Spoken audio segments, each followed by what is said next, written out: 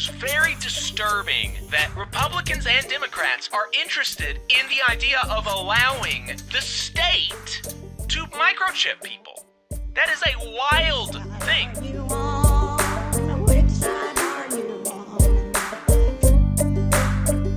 This next story is really, really wild stuff here, and that is the Alabama politicians want to microchip parolees, which is just wild. And so I'm going to back up and I'm going to explain the situation, how this came to be. So this came to be because Representative Prince Chestnut, a Democrat, pre-filed a bill. And so, he was so interested in this legislation that he's putting forward that he wants to make sure that it gets in, kind of front of the line thing. I'm going to file it before the session even starts. And the bill was to disallow, well, let's let him explain. Let's play this clip and have him explain what the bill does.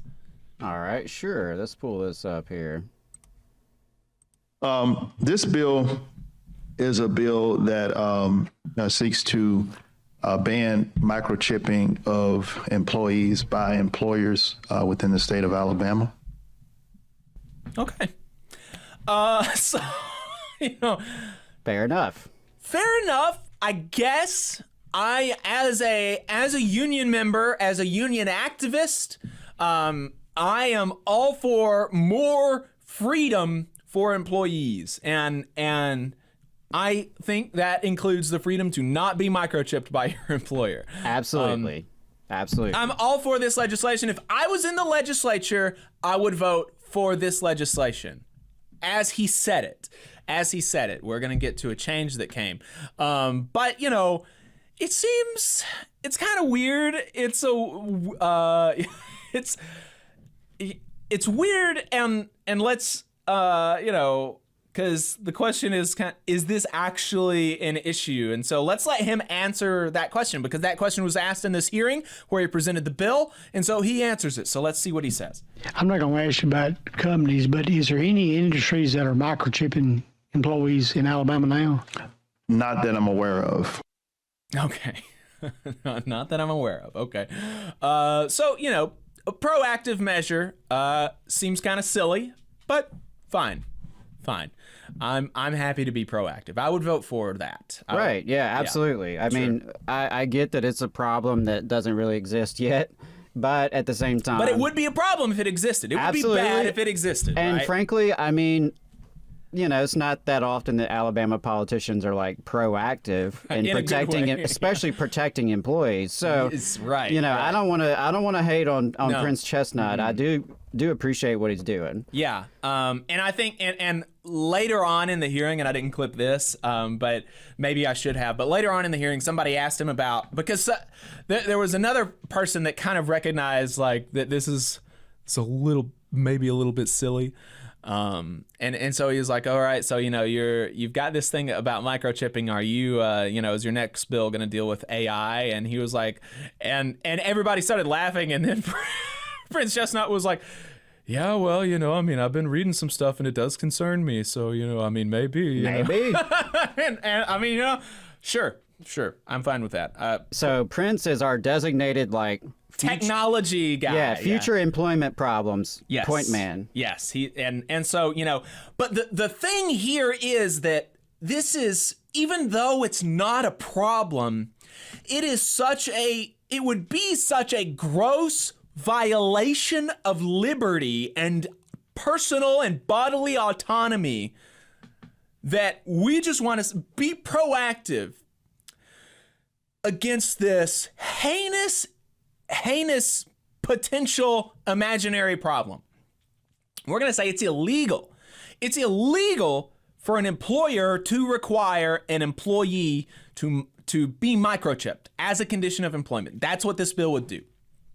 Because that would be so, even though it's not happening, even though he doesn't have a single instance of this happening in Alabama, it's such a heinous thing. We just want to nip this in the bud, put the kibosh on it. We're not going to do it. And so, in response to this preemptive nipping in the bud of a heinous, really diabolical proposition, a Republican says, well, sure, maybe employers shouldn't do it, but maybe the state should be able to do it. Let's play this clip. I want us to monitor inmates when they're released. If the Board of Pardon and Parole comes up with a methodology by which they implanted a chip as opposed to a monitoring bracelet, I want them to be allowed to do that. And allow them to do that, he is trying to do. So that bill was officially amended to allow the Alabama Board of Pardon and Parolees to microchip people under their stewardship with no backlash. The Prince Chestnut was like, yeah, sure, that's a fine amendment. I'm fine with that. This is the guy that's like, and just a reminder, obviously the employment relationship is coercive. If you're an adult, you recognize that to a certain extent. It is coercive to an extent, right? Because you have to work to live. You have to work to eat. In our society, you have to work for a capitalist and you have to earn a wage. That's how you survive. And so to a certain extent, that relationship is coercive, because if you don't, you die, is the ultimate kind of finality, the conclusion of that logic, right? But the thing that conservatives will say, the free market people will say, is that, it's not really coercive because you can just go work for a different capitalist. And so it's... Or you can become a capitalist yourself. Or you can become a capitalist yourself. Easier right? said than done, but yeah, you could go become a boss yourself and have other people in a subordinate relationship. Right. And so, that's the thing that they say, but it is not, it's not thought terminating. It doesn't, it doesn't make the employment relationship not coercive. It just, but there is a certain reality there that, it's not exactly like you're a slave, right? You are not literally a chattel slave. But that's not the case when you are a ward of the state. When you have been arrested and right? You are literally, like, the 13th Amendment allows for slavery for punishment of a crime. You are literally, in certain terms, a slave to the state at the whim of their dictates. And so the idea that we would allow the state to modify our person is totally Orwellian. It's totally Orwellian, and that is what, to the credit of the person in charge of the Board of Pardon and Parolees, Cam Ward. I talked to Jacob Holmes about this yesterday afternoon. He is the State House reporter for the Alabama Political Reporter.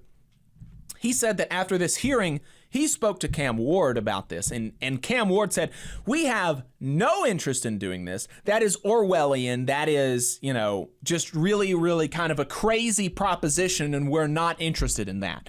And so that's good. That's good, and I'm happy for that.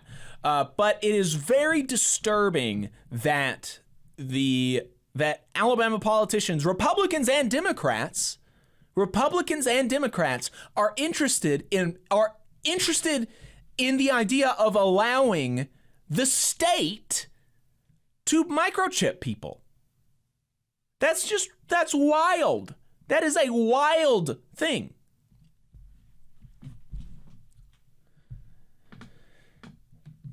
But that's the world that we live in. Yeah, I have no use for that. I just do not believe in putting microchips in people's bodies against their will. So, I hear what you're saying in terms of Prince Chestnut's bill. Maybe it is a little out there. It's, it's addressing something that doesn't really exist yet.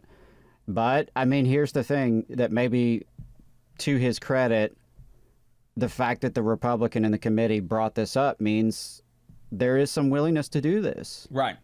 Maybe not in the employment situation, but certainly when it comes to convict labor. Right. And that bothers me on just like you said, in terms of human liberty. That really bothers me, and it bothers me that there was it didn't appear there was really any opposition in the committee hearing to that proposal. So yeah, credit to Cam Ward for being clear that at least in his capacity, he's not interested in that. You know, when you were telling me that other day, I mentioned to you, at least Cam Ward, I don't agree with his politics. You know, I can't say I've been super impressed with his tenure so far in his current position.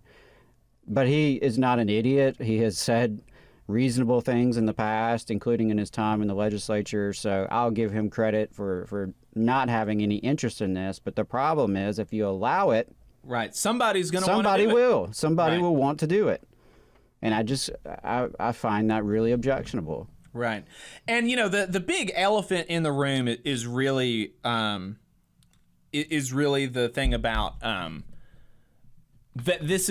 a lot of this is really, I think, probably, it's not been stated, but I think a lot of this is really probably like motivated by like a religious idea of, you know, the mark of the beast or whatever. And, you know, I think that's probably right. I've been hearing evangelicals talk about microchips being placed in our bodies as the mark of the beast. I've heard that for at least 20 years. Yeah. I mean, as far back as I can remember. You know, so it's worth understanding that that's like really... That's the subtext here. Yeah, that's kind of the subtext, I imagine. I would be shocked if it's not the subtext. You know, I don't know. Maybe it's possible that Chestnut is just like really kind of into futuristic stuff, and he's also a big fan of employee freedom, and so maybe he's caught wind of, you know, some business magazines talking about that sort of thing, and that would be what I think the subtext is. But I think it is, even, you know, as pernicious as it is, the idea that an employer would require a microchip, which would be pernicious. I would, you know, I would be right there if that came to be. Yeah, that's a red line. Like, if that actually came to be, I would be right out there with, you know, the evangelical, like, anti-mark of the beast people, and I'm like, yeah, well, you know, I'm not so concerned that this is a mark of the beast as I as I am that this would be infringing on, you know, somebody's liberty. But, you know, whatever, we can have strange bedfellows. But the idea, as pernicious as that is, it is even more so the idea that the state would require it as a condition of your freedom, right? As a condition of your freedom to have a microchip. Just really, really gross. Really gross.